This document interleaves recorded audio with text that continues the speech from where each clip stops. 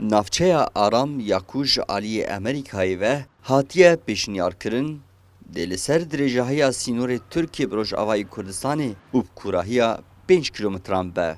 Lêl gorî Wezîrê Derveyê Tirkiye Mewlûd Çavuşoğlu plana Amerîkayê ya navçeya Aram ne bi dilê wa ye. Oğlu di daxuyaniyekê de ragihand ku li ser navçeya Aram ew bi Amerîkayê re negihaştin Türêkeftinekê.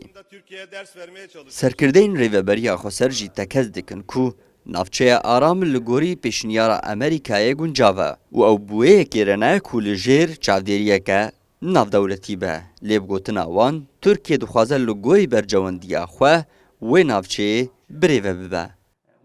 ئێمە وەک پەیەدا دەخوازن هەموو حەجەتێک و تورکیا دەردخێ پێش بۆ چارەسەیری ئەم ببرن ئەو حەجەت نەمێنن ji bo wêyekê xwestekekî me ji bo ew hece werê birîn herêma aram di bin raya giştî û hêzên koalisyona navnetewî bin raya wa da werê birêveberkirin. Wek tu tê dîtin aliyê pratik de Tirkiye vêna qebûl nake dixwaze bi xwe tenê wê nakê birêve bibe û mesafetekî pir kur derbasî Rojava bibe. Ev tê wataya ku Tirkiye dixwaze dagirkeriyekî nû bi terzekî nû di Rojava bide meşandin. Ji bo wê em ê ji vêna qebûl nekin lê ema ji bo misogeriya vê dirê hecetê Tirkiye wernebirîn êdî naskirinekî derve jî ji bo rêveberiyê xwe ser çêdibin em jî vê projeyê qebûl dikin. Ser mesafetî 4 kilometrin 5 kilometrin êdî ev hêzê leşkerî wê nadine diyar kirin.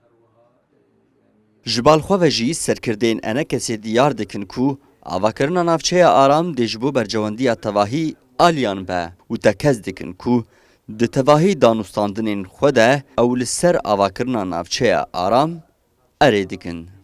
ئێمە وەک ئەنەکەسێ بڕاستی دیتنێ مە بە ئەمریکانار و بە هەموو دەولەتێن تێکەلدار هەرێمی وی چاغاگەم تێکلی دکن ئەم دەبێژن وەک ئەنەکەسێ ئەم نەدیژی چێکردنا دەڤەرێک ئارامن ئەv ئارمانجا مەژێ چی ئەم دەبێژن ئەv دەڤەرە ئارام دەوێ ئارامیکێ دەڤەرێ دەچێکێ ملەتێ وێ ئارامیکێ بحسن ئەv پەنابەرێ مە ئێگە دەرکەتنێ ژی دەروێی وەلێت لە کورسانە ترکی بن کورسانە باشوور بن وەک بێ تەف دێ ڤەگەرن وڵاتێ خوێ ئادودا إدارات مشترك شيء أو إدارة جي راحتية بالجم همو وقت بمكونات في دفري جي خد في إدارة ببينن هزك لشكري شيء أو هزا لشكري وقت بي جي لشكري روجي تيد هذا كارب رول خبري زد باراستنا في دفري ده إما بفيرنجي أم لدفرة آرام دنارن.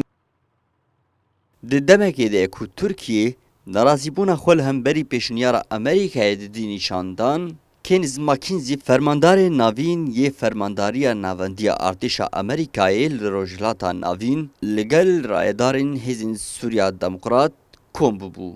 û li aliyê din şanderê Amerîkî James Jeffrey serdana Enqerayê kiribû û navçeya Aram yek ji xalên giring ên gengeşeyê bû di navbera her du aliyan de.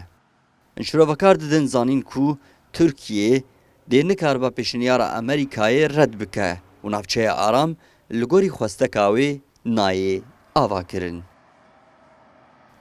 Candar Şernexî, Kurdistan TV.